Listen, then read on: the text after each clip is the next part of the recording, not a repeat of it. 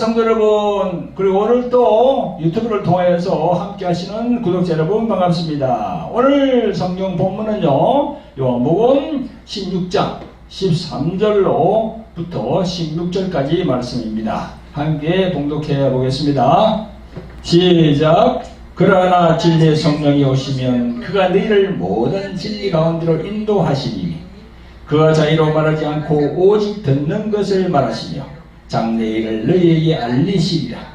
그가 내 영광을 나타내리니 내 것을 가지고 너희에게 알리겠습니다. 무릇 아버지께 있는 것은 다 내 것이라. 그러므로 내가 말하기를 그가 내 것을 가지고 너희에게 알리리라 하였노라. 조금 있으면 너희가 나를 보지 못하겠고 또 조금 있으면 나를 보리라 하신대. 아멘, 아멘, 아멘, 할렐루야, 아멘. 여러분, 오늘 말씀 선보 제목은요, 성령으로 구약과 신약의 그리스도를 본다, 이렇게 정했습니다. 네, 여러분, 우리가 우리 생각으로 절대 우리가 그리스도를 볼 수가 없습니다. 성령께서 우리들의 생각을 주장해야만이 이 성경도 구약, 신약 그걸 같이 다 오가면서 우리가 그 안에서 그리스도, 즉 예수 그리스도를 발견할 수 있는 겁니다. 할렐루야. 여러분, 이 성경에 대해서 제가 말씀을 약간 드리겠는데요, 우리가 보는 이 성경은 지금은 우리가 이 편리하게 보고 읽고 쓰기도 하지만 이 성경의 역사를 보면 정말 참 어렵고 어려운 과정을 거쳐가면서 이렇게 지금 우리가 보는 성경으로 다 우리 앞에 있는 거예요. 처음부터 이렇게 딱 정리돼 가지고 나온 게 절대 아닙니다. 성경은요, 사도 바울이 언급한 대로 디모데후서 3장 16절에서 모든 성경은 하나님의 감독으로 되었다라고 기록하고 있습니다. 이 말씀 자체가 하나님의 성령의 감동으로 되었다는 거지요. 우리가 사람이 썼지만, 사람의 생각으로 이렇게 다 이렇게 기록을 했지만, 그 사람의 생각을 이렇게 감동시킨 분은 누구냐? 성령 하나님께서 그렇게 하셨다는 겁니다. 여러분, 성경은요, 1600여 년에 걸쳐서 많은 저자들이 이렇게 기록을 해 왔는데요, 중세 때에는요, 라틴어로 된 성경이 이렇게 줄을 이루었습니다. 그래서 가톨릭 사제들만 그 성경을 볼 수 있는 권리가 있었어요. 그래서 가톨릭 사제들만 볼 수 있는 전유물이 되었고, 일반 백성들, 일반 민중들은 이 성경에 대해서 읽을 수도 없었고 볼 수도 없었어요. 그러다가 스티브 랭킨 주교라는 분이 1225년에 성경에 이 장을 붙였어요. 장. 지금 우리가 몇 장 하잖아요. 그죠? 그리고 1534년에는 프랑스의 기신교도 인쇄업자인 로베르 에티에트는요, 그 성경에다가 절을 붙였습니다. 그래서 지금 우리가 보는 게 몇 장, 몇 절 다 이렇게 되어 있잖아요. 그죠? 구약부터 신약까지 이렇게. 그래서 1225년의 랭턴 주교, 그리고 1534년의 로베르 에티에르가 장과 절을 구별해 줌으로써 인해서 우리는 지금 편리하게 장과 절을 찾고 또 볼 수도 있는 겁니다. 성도 여러분, 구독자 여러분, 그러면서 저기 1517년 마틴 루터의 종교개혁이 일어나면서 마틴 루터 그분이 자기들 그 독일어로 성경을 이렇게 번역하고, 그러면서 다른 나라에서도 자국의 글자로 번역되기 시작한 겁니다. 그런데요, 여러분, 지금 21세기를 살고 있는 이 시점에서 보면 이 가톨릭은 우리 개신교와 약간 달라요. 이 가톨릭은 공동 번역이라고 해서 그 성경을 선택합니다. 그리고 외경도 인정합니다. 그러나 우리 개신교는 구약 성경 39권, 또 신약 성경 27권 해서 총 66권으로 된 성경을 우리가 좀 보고 읽고 있습니다. 여러분, 이 성령의 역사, 성경이 써진 그거에 대해서는 제가 이제 잠깐 말씀을 드릴 거예요. 여러분, 우리가 이 신앙에 대해서 잠깐 좀 말씀을 드리겠는데요. 지금 여러분, 이스라엘 예루살렘에 가보면 그 예루살렘이 세 구역으로 이렇게 딱 나눠져 있습니다. 기독교, 유대교, 이슬람교입니다. 근데 이 세 종교가 다 믿음의 조상 아브라함을 말하고 있거든요. 근데 여러분, 우리도 이 성경을 보고 있습니다만은 그 세 종교가 어떻게 갈라지게 되었습니까? 어떻게 갈라지게 되었죠? 바로 예수 그리스도를 어떻게 생각하느냐에 따라서 그게 갈라진 거예요. 유대교, 기독교, 이슬람교. 다 아브라함을 조상으로 이렇게 이야기하고 있어요. 믿음의 조상으로. 그런데 예수 그리스도 때문에 그게 딱 세계에서 갈라져 있는 겁니다. 참 신기하게 되어 있죠. 지금 이스라엘 가보면 그렇게 되어 있습니다. 그래서 유대교와 지금 이슬람은요, 아직도 예수 그리스도를 한 사람의 선지자로 보고 있습니다. 하나님의 아들로 보지 않습니다.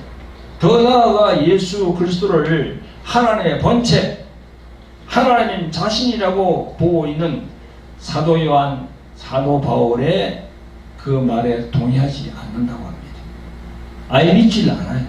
그러나 이제 성경에 대해서 제가 말씀을 드리고 있는데요. 지금 성경에 대해서 지금 우리도 그렇잖아요. 지금 예수님을 믿는 이 천주교, 개신교의 장로교, 침례교, 또 오순절, 또 그리스도교 많이 있죠, 그죠?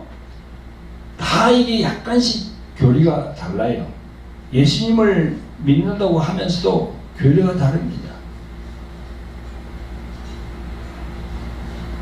그래서 이 결정적인 것은 이 기독교의 경전이라고 하는 이 성경을 어떻게 이해하느냐, 어떻게 해석하느냐에 따라서 달라지는 거예요. 달라지는 겁니다. 그리고 그 성경에서의 주된 메시지는 무엇인가?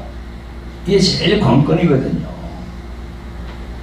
그 성경에서의 제일 주된 것은 뭡니까? 바로 예수 그리스도. 예수 그리스도 그분입니다. 그분을 어떻게 생각하느냐에 따라서 이 종교가 이렇게 쫙 나눠지게 되어 있어요. 우리가 개신교 안에도 예수 그리스도를 우리가 섬기고 믿고 하면서도 보세요. 장로교하고 감리교가 다르잖아요. 삼일체 하나님을 인정해요. 그런데 안으로 들어가 보면 또 약간 또 달라. 그래서 여러분, 제일 중요한 척도는 뭔가 하면요, 예수 그리스도가 중심이 되는 그런 신앙입니다. 그런 신앙을 우리가 가져야 해요. 사랑하는 성도 여러분, 우리들 주의 종들이 하나님이 주신 이 말씀, 성경을 그렇게 성경을 읽고 쓰고 있습니다만은 하나님의 말씀인 성경에서 감춰져 있는 보화를 찾아야 됩니다. 그 보화를 찾아야 돼요. 그 보화가 누굽니까? 바로 예수 그리스도거든요. 여러분, 오늘 본문 요한복음 16장의 배경 설명을 좀 해드리겠습니다. 그 예수님께서 이 제자들에게 말씀하시는 부분인데요, 성령에 대해서 말씀하시는 부분입니다. 이게 이제 금요일 날 십자가에 달리기 전에 목요일 겟세마네 동산에서 하신 말씀인데요. 요한복음 17장에 보면 아버지 하나님께 드리는 기도에 이어서 요한복음 18장에는 군병들에게 잡히시는 기사가 나옵니다만, 오늘 본문 요한복음 16장은 예수님이 자신이 아닌 또 다른 보혜사 성령에 대해서 말씀하시는 장면이에요. 그래서 오늘 본문을 보면은 진리의 성령이 오시면 하심으로 예수님께서 예수님 자신 말고 또 다른 분, 성령님이란 분이 계시구나, 이걸 우리가 알게 됩니다. 그래서 삼위일체론에 보면 하나님 아버지, 아들 예수, 그 다음에 성령, 그래서 성부, 성자, 성령, 삼위일체가 되는 분이거든요. 오늘 우리가 읽는 이 본문 말씀은요, 자신의 생업을 다 버리고 예수님을 따르는 제자들이 하신 말씀입니다. 그런데 제자들은 본문에 보면요, 잘 알아듣지도 못하고 있습니다. 예수님이 죽은 자를 살리시고 병을 고치시고 귀신을 내어 쫓고 또 오병이어의 이적을 행하신 일들로 인해서 예수님과 함께 있다는 것, 자기들이 그 예수님의 제자가 되었다는 것, 참 기쁘고 신이 나 있습니다. 그런데 예수님께서 내가 떠나간다, 그런 말씀을 하시거든요. 그러니까 이 제자들이 마음에 근심이 많아요. 자기 당대에 그리스도가 오신 걸 알게 되고 또 그분의 제자로서 긍지도 있는데, 아니 예수님이 이제 떠나가신다 그러니까 얼마나 근심했겠습니까, 제자들이. 그래서 예수님이 가신다니까 제자들이 예수님이 어디로 가십니까 하고 물어볼 그런 엄두도 내지는 못합니다. 그래서 오늘 본문 7절에 보면요, 그러나 내가 너희에게 실성을 말하노니 내가 떠나가는 것이 너희에게 유익이라. 내가 떠나가지 아니하면 보혜사가 너희에게로 오시지 아니할 것이요 가면 내가 그를 너희에게로 보내리니, 이렇게 말씀합니다. 할렐루야. 다른 보혜사가 있다는 것이죠, 성령이.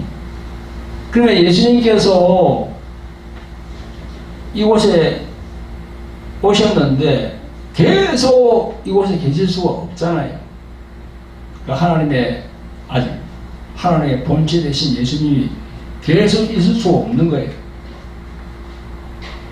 그래서 오늘 여기 보면요, 16절에 보면 조금 있으면 너희가 나를 보지 못하겠고 또 조금 있으면 나를 보리라, 이렇게 말씀했잖아요. 그죠? 조금 있으면 너희가 나를 보지 못하겠고, 이건 뭡니까? 십자가로 올라가서 죽으신다는 것이죠. 그리고 조금 있으면 나를 보리라, 부활하신다는 거죠. 여러분, 지금은 우리가 예수님이 지금 성천하신 지도 벌써 2000년이 넘었잖아요. 지금 우리가 이 성령으로 다 이렇게 이해가 되고 깨닫게 됩니다만 2000년 전에 이 제자들은요, 참 난감했을 거예요. 그런 상황을 잘 몰랐을 겁니다. 그래서 예수님께서 이제 하늘로 가시면 영으로 하나님의 영이시고 예수 그리스도의 영이신 그 성령께서 내려오신다는 거죠. 할렐루야. 지금 이 시간에도 저희 마음에 성령께서 오셔서 저와 함께 하시거든요. 여러분들 마음에도 지금 성령께서 함께 하십니다. 왜냐? 예수님을 믿는 자에게는 다 성령께서 역사하십니다. 그 마음에 들어가십니다. 예수님을 인정하지 않는 사람에게는 절대 성령께서 역사 안 합니다. 성도 여러분, 구독자 여러분, 오늘 말씀 전거 제목이 성령으로 구약과 신약의 그리스도를 본다 인데요, 여러분, 구약 성경에는 그리스도라는 말이 나오지 않습니다. 다만 히브리어로 된 메시아, 즉 유대 민족은 하나님께서 예언하신 그 메시아에 대한 메시아의 사상이 대단했기 때문에 구약에는 그 메시아의 얘기가 나와요. 근데 히브리 말로 메시아는 이 그리스 말, 히라보로 그리스도입니다. 그래서 예수 그리스도, 그 말은 구약에 나오진 않아요. 그러나 우리가 구약을 읽을 때 밑바탕에는 예수 그리스도 그분을 깔고 다 읽어봐야 됩니다. 그리고 구약을 읽을 때는 그 바탕에 예수 그리스도를 다 염두에 두고 구약을 읽어야 된다는 거죠. 그래야 하나하나 구약과 신약의 그 믿음의 맥이 다 통해가지고 믿음을 더 정진시킬 수가 있는 겁니다. 자, 그래서 이제 하나하나 우리 신앙을 정진시키기 위해서 제가 하나하나 또 말씀을 드려보겠습니다. 구약에 있는 부분을. 많은 목사님들이 말씀을 전하실 때 구약의 창세기의 말씀들을 전합니다. 구약의 첫 장에 나오는 창세기의 창조에 대해서도 하나님의 창조만 본다면 그것은 복음이 아니고 그냥 교훈이고 그냥 이야기입니다. 그렇게 교훈에만 머물다 보면요, 아담이 선악과를 먹는 그 행위에서도 죄만 보입니다. 그리고 심판만 보이고 율법만 보입니다. 그 이면에 있는 예수 그리스도를 보지 못해요. 하나님의 창조 이전에 가지신 그 뜻은 심판이 목적이 아니고 바로 은혜입니다. 은혜가 목적이에요. 인본적인 눈으로 보면 이 사건을 절대로 자기 자신이 아담이라는 그런 데까지는 연결하지 못합니다. 창세기에 나와 있는 아담이 바로 여러분들 한 사람 한 사람 자신이고 나예요. 그렇게 봐야 됩니다. 그 아담의 원죄가 나에게도 내려와 있다고 이렇게 생각을 해야 돼요. 할렐루야. 여러분, 또 하나 말씀을 드릴 게 있는데요. 창세기 2장 24절에 보면 이름으로 남자가 부모를 떠나 그 아내와 연합하여 둘이 한 몸을 이룰지로다 이렇게 되어 있잖아요. 그렇죠? 이 구절도 우리 기독교인들 이 결혼식에 목사님들이 참 많이 인용하는 구절입니다. 이 말씀은 우리가 어떻게 해석을 해야 됩니까? 여러분, 신약에서는 바로 예수 그리스도가 우리의 신랑이라고 얘기합니다. 그리고 우리가 신부라고 얘기하고 있어요. 그래서 신랑과 신부가 하나로 이루라고 그런 뜻으로 이제 우리가 예수 그리스도와 성도로 연결되는 거지요. 그래서 창세기 2장 24절의 이 말씀도 예수 그리스도와 우리들 자신 그렇게 봐야 돼요. 그래서 사도 바울 선생도 이 구절을 에베소서 5장 30절 이하에 증거하고 있습니다. 한번 읽어보겠습니다. 우리는 그 몸의 지체임이니라. 이러므로 사람이 부모를 떠나 그 아내와 합하여 그 둘이 한 육체가 될지니 이 비밀이 크다. 내가 그리스도와 교회에 대하여 말하노라 라고 증거하고 있습니다. 여기 보니까 우리와 예수님은 신랑과 신부 사이라고 이렇게 증거하고 있는 거예요. 사도 바울이. 아멘. 또 하나 또 볼까요? 이 구약에 보면 아브라함의 이야기가 많이 나옵니다. 이 아브라함의 이야기도 예수 그리스도와 연결이 되지 않으면 아무런 의미가 없어요.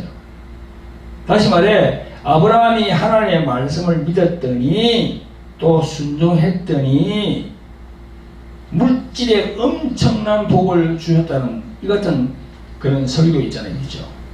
그거는 세상적인 복에다가 연결시키는 설교입니다. 그런 설교는 세상적인 그런 종교들이 사는 거하고 똑같아요. 이게 바로 뭡니까? 기복신앙이고 본영신앙이거든요. 이렇게 하면 안 돼요. 이렇게 설교를 하면요, 이 진리를 왜곡하는 거예요. 그 진리를 왜곡해서 말씀을 하면요, 그 목사님은 나중에 징계 받습니다. 예수님이 가만히 계시겠어요?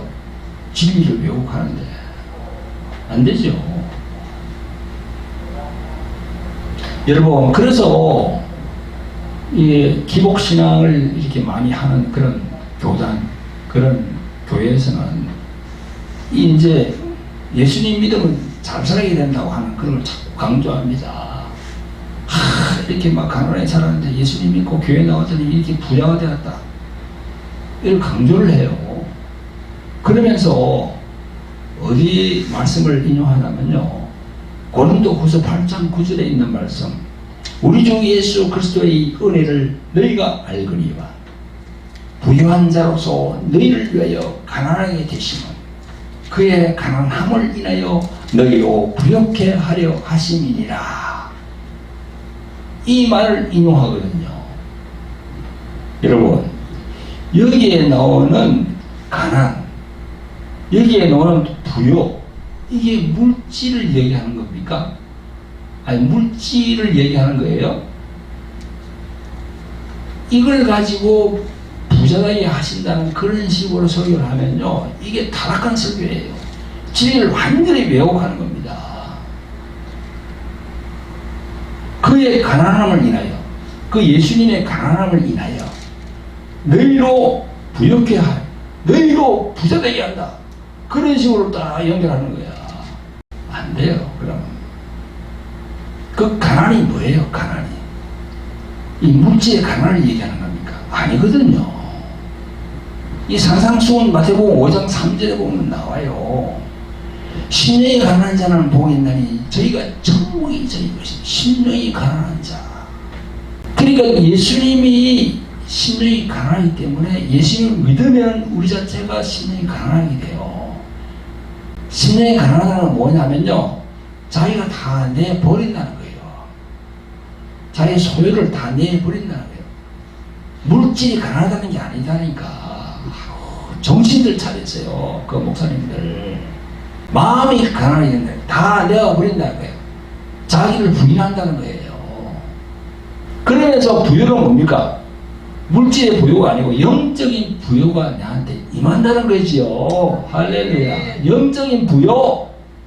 이런 기복신앙을 설교를 계속해가지고 성도들에게 하면요, 그 목사님은 징계받습니다. 잘못하면 천국도 가지도 못해요. 말씀을 완전히 이렇게 바꿔가 하기 때문에 말씀을 변개시키잖아요. 이걸 완전히. 그래서 그런 목사님에게 계속 그런 물질에 대한 그런 그저 세상적인 설교를 듣는 그런 성도들은 또 그렇게 생각해. 계속. 그래서 뭐 복을 받아서 집을 샀네, 뭘 했네, 뭐 주식해서 돈을 이렇게 하나님이 뭐 그걸 했네, 뭐 하나님이 좋은 아이디어를 주셔가지고 이렇게 했더니 그냥 뭐 전국에다 지점을 벌리고 저기 외국에도 이렇게 지점을 내고 이래서 뭐 엄청나게 돈을 벌였네. 아니거든요. 그거 아닙니다. 절대 아니에요. 그 진리를 왜곡하는 그런 설교예요. 하도 부자되게 한다, 부자되게 한다, 예수님 믿으면 부자되게 된다 이래서 그럼 말씀이 어디에 있느냐? 정말 예수님이 그렇게 했느냐? 예수님이 그렇게 말씀한 적이 없어요. 그리고 사도 바울이나 사도 베드로, 사도 요한 그런 제자들도 그런 얘기 한 적이 없습니다. 딱 한 권에 있는 이거야, 이게. 고린도후서 8장 9절. 그죠? 우리 주 예수 그리스도의 은혜를 너희가 알거니와 부유한 자로서 너희를 위하여 가난하게 되시고 그의 가난함을 인하여 너희로 부욕해 하려 하십니다. 이 뜻을 모르면 여기에 부자되게 하는 거하고 딱 그냥 어떻게 연결되는 거 같아요. 아니거든요. 아닙니다. 절대 아니에요. 그래서 여러분, 그런 설교를 하시는 목사님도 정신 차리시고요, 회개하시고 진리의 말씀을 선포해야 돼요. 제대로 말씀을 선포해야 돼요. 할렐루야. 자, 그 다음에 이제 구약의 이제 모세에 대해서 한번 알아보겠습니다. 모세가 이스라엘 백성을 이끌고 가나안 땅으로 나아간 사건도 방향을 예수 그리스도에게 맞추고 예수님을 통해서 이 사건을 볼 수 있는 눈이 되어야 영적인 부분이 열리게 됩니다. 아멘. 그래서 성도 여러분, 구약 성경을 읽어보면 제일 중심이 되는 선지자가 누굽니까? 바로 모세거든요. 모세는 지금으로부터 3,500년 전에 호렙산, 신의 산이라고 하는 산에서 요 하나님으로부터 십계명과 율법의 규례와 법도를 받은 사람입니다. 그때 받아 적어 놓은 것이 바로 뭡니까? 모세오경이거든요. 모세는 성경에 나오는 에덴 동산에 살았던 사람이 아니었습니다. 모세는 자신이 살고 있는 그 시점에서 수천 년 전 아니면 더 오랜 세월 전에 이 세상을 창조한 내력과 또 에덴 동산의 그 사건을 하나님께서 모세의 영안을 열게 하셔서 다 보게 했어요. 그래서 그걸 기록을 남긴 겁니다. 성도 여러분, 구역자 여러분, 구약 성경에서는 모세 선지자가 매우 중요한 구십진이 된다고 내가 조금 전에 말씀드렸죠, 그죠? 왜냐하면 구약 성경에서 모세 선지자를 중심으로 하여 하나님은 과거를 보여주셨고 또 앞으로 미래에 어떻게 될 것인가를 또 모세 선지자를 통해서 다 보여주었어요. 그게 다 나옵니다. 이게 보면 그게 하나님의 감추어진 하나님의 경륜의 비밀이라고 사도 바울도 그렇게 얘기하고 있습니다. 신명기 18장 15절에 보면 나옵니다. 내 하나님 여호와께서 너희 중 내 형제 중에서 나와 같은 선지자 하나를 너를 위하여 일으키시리니 너희는 그를 들을지니라. 여기에 나오는 선지자가 바로 예수 그리스도, 그분을 지칭하는 거거든요. 그래서 신약 성경 사도행전 3장 20절부터 보면 나옵니다. 또 주께서 너희를 위하여 예정하신 그리스도 곧 예수를 보내시리니 하나님이 영원전부터 거룩하신 선지자의 입을 의탁하여 말씀하신 바 만유를 회복하실 때까지는 하늘이 마땅히 그를 받아들이라. 모세가 말하되 주 하나님이 너희를 위하여 너희 형제 가운데서 나 같은 선지자 하나를 세울 것이니 너희가 무엇이든지 그 모든 말씀을 들을 것이다. 누구든지 그 선지자의 말을 듣지 아니하는 자는 백성 중에서 멸망받으리라 하였고, 이렇게. 그래서 신명기 18장 15절에서 모세가 증언한 그 말씀을 신약에서 베드로 사도가 딱 받아가지고 똑같이 이렇게 얘기하는 거예요. 아멘? 아니 베드로하고 지금 그 모세하고 엄청난 1500년이라는 그 세월이 있잖아요. 그죠? 우리가 지금 예수님이 오신 지가 2000년 아닙니까? 그럼 올라가면 예수님이 초림한 그때부터 시작해서 또 1500년 올라가야 돼. 그러니까 이 성령이 누굴 얘기하는 겁니까? 그리고 예수님 자신도 그렇게 말씀하시죠. 요한복음 5장 39절에서 너희가 성경에서, 이 성경이라는 구약을 말하는 거거든요. 너희가 이 구약 성경에서 영생을 얻은 줄 생각하고 구약을 상고하거니와 이 성경이 곧 너희에 대하여 증거하는 것이로다. 이렇게 말씀했습니다. 그리고 예수님께서는 또 요한복음 24장 44절에서 또 이르시되 내가 너희와 함께 있을 때에 너희에게 말한 바 곧 모세의 율법과 선지자의 글과 시편의 나를 가리켜 기록한 모든 것이 이루어져야 하리라 한 말이 이것이라 하시고 이에 저희 마음을 열어 성경을 깨닫게 하시고, 이렇게 기록되어 있어요. 그래서 이 우리가 보는 이 성경의 중심은 누구다?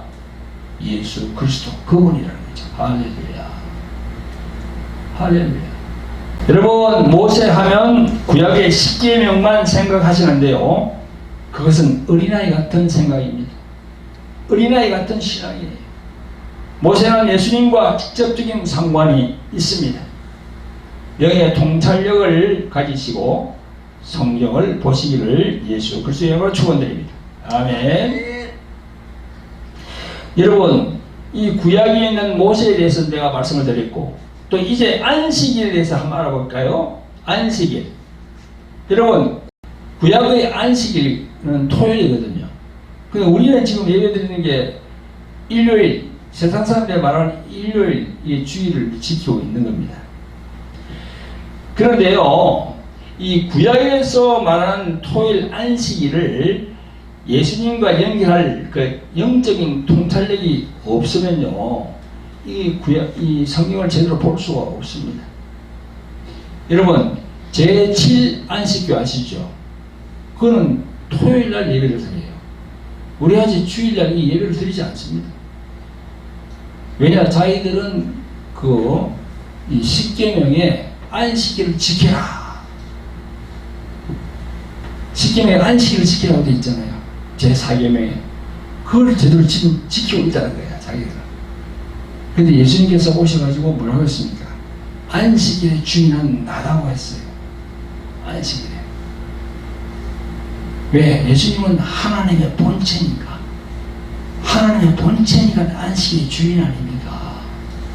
그래, 그분이 부활하셨기 때문에 우리는 주일날, 세상 사람이 말하는 일요일날 이렇게 교회에 나와서 우리 주님을 높이는 거죠. 부활하신 그분을 높이는 거예요. 예수님이 하나님 자신이기 때문에. 근데 이제 제7 안식교에서는 지금도 그렇게 하고 있어요.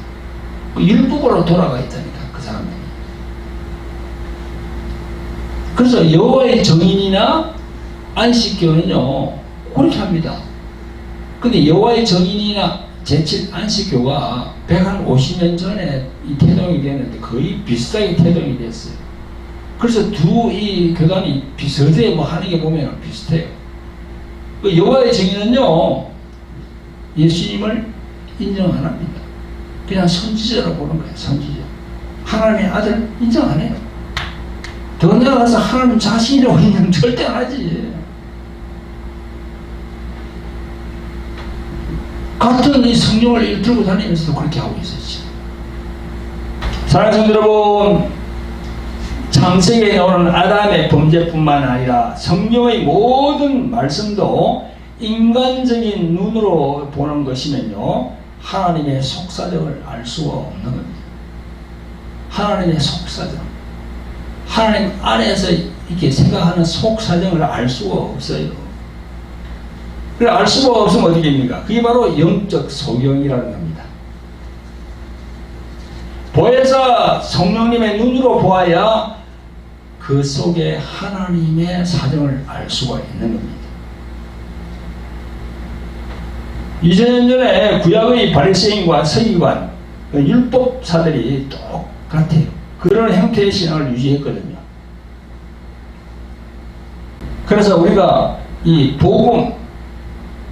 복음과 교훈은요, 하늘과 땅의 차이만큼 큽니다. 그래서 제가 말씀드리고 싶은 건요, 하나님의 말씀을 전하더라도 진리의 말씀을 전해야 된다는 거지요. 도덕적, 윤리적 이런 말씀들을 목사님들이 많이 하는 걸 봤는데요. 큰 교회 이렇게 내가 유튜브로 보면은 쭉 말하는 걸 들어보면요, 도덕적, 윤리적 그런 말씀들이 참 많아요. 여러분, 우리 목사들은요, 진리의 말씀을 전해야 돼요. 진리의 말씀. 그럼 진리의 말씀은 뭡니까? 바로 예수님에 대한 말씀이거든요. 예수님이 자신이 진리라고 했잖아요. 내가 길이요 진리요 생명이라 했잖아요. 그래서 진리의 말씀을 전해야 되는데, 이게 목사 이런 분들이 이 도덕적, 윤리적 그거는요, 2000년 전에 바리새인들이 한 교훈하고 똑같아요. 그래서 사람을 살릴 수가 없어요. 이 사람의 영혼을 살릴 수가 없는 거예요. 그걸 아셔야 됩니다. 여러분, 그리고 이제 창세기 3장 15절에 가면은, 그죠? 여자의 후손이 나오잖아요. 여자의 후손. 아시죠? 여자의 후손. 내가 너로 여자와 원수가 되게 하고, 너희 후손도 여자의 후손과 원수가 되게 하리니, 여자의 후손은 내 머리를 상하게 할 것이요, 너는 그의 발꿈치를 상하게 할 것이라. 이 여자의 후손이 누굽니까? 바로 예수 그리스도 그분이거든요. 그래서 여자의 후손은 내 머리를 상하게 할 것이요, 사람 마귀를 진멸한다는 겁니다. 너는 그의 발꿈치를 상하게 할 것이라. 이게 이제 마귀가 유대인들을 이렇게 미혹해서 십자가에다가 예수님을 단다는 거죠. 그래서 우리가 구약을 통해서 이런 모든 것들을 하나하나 이렇게 성령을 통해서 영감을 받아야 됩니다. 신약 성경에 보면 예수님의 많은 제자들이 나오는데요. 마태, 마가, 누가, 요한, 베드로, 또 바울, 또 야고보 많이 나오잖아요. 그죠? 이런 분들이 신약의 말씀을 증거하면서 뭐라고 했습니까? 딱 하는 말이 있어요. 기록되었으되, 기록된 바. 계속 기록됐으되. 한번 읽어봐요. 엄청 많이 나와요. 신약 성경에. 그 기록됐다는 게 무슨 말이에요? 그게? 기록된다는 게 무슨 말입니까? 그게?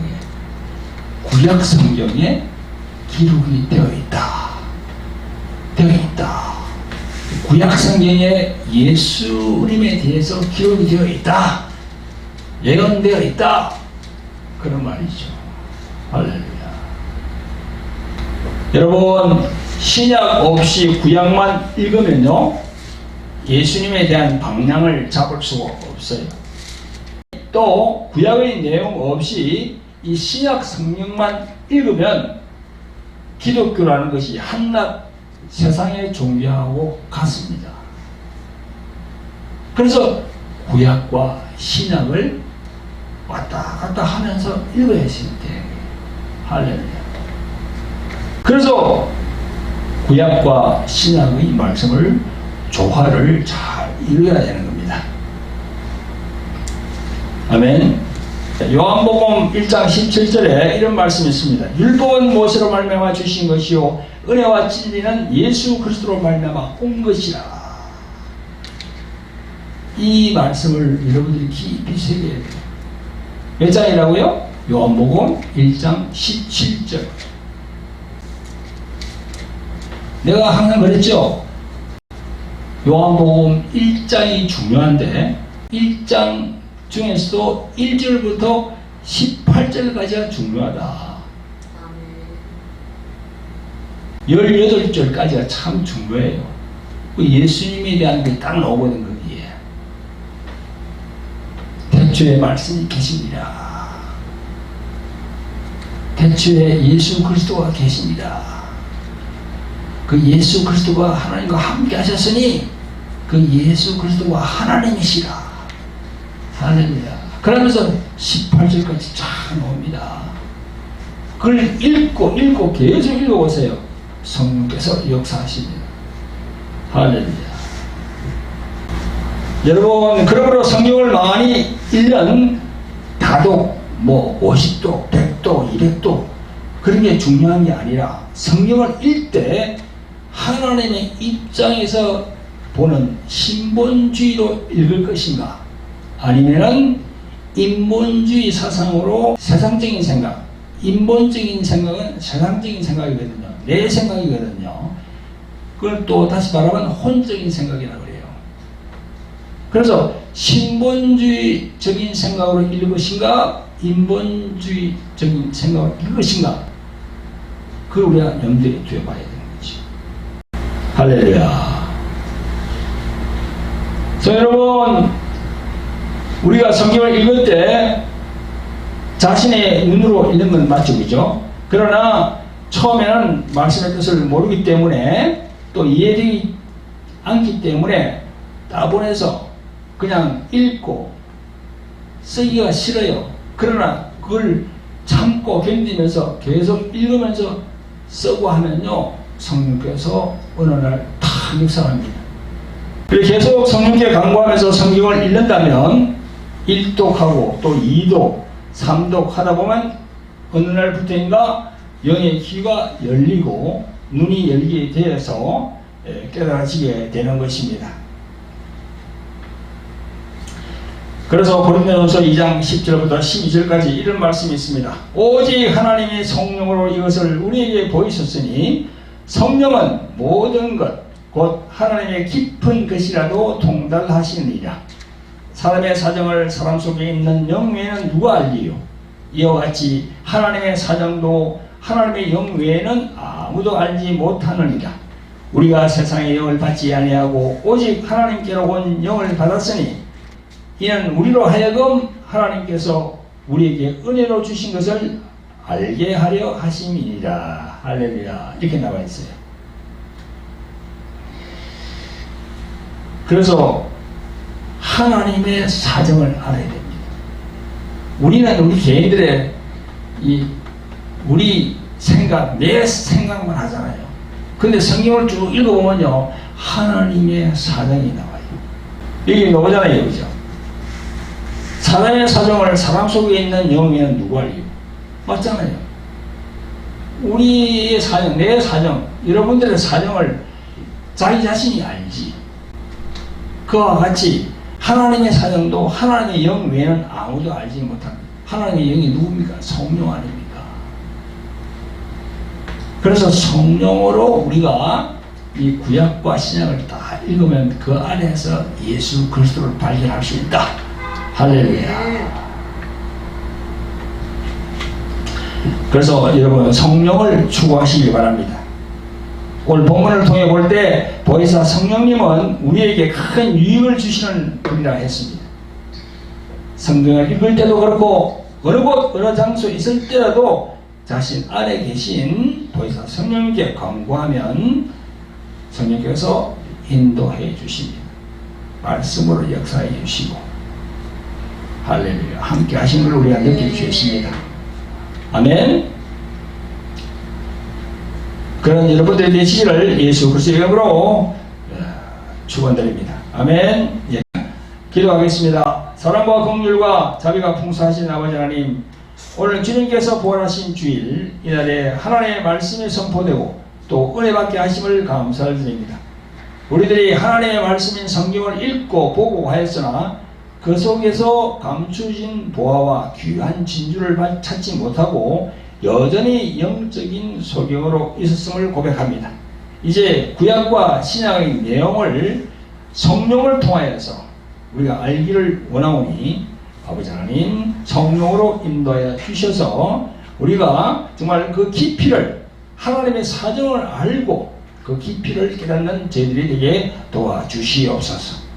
우리를 구원하신 예수 그리스도로 감사하며 기도합니다. 아멘.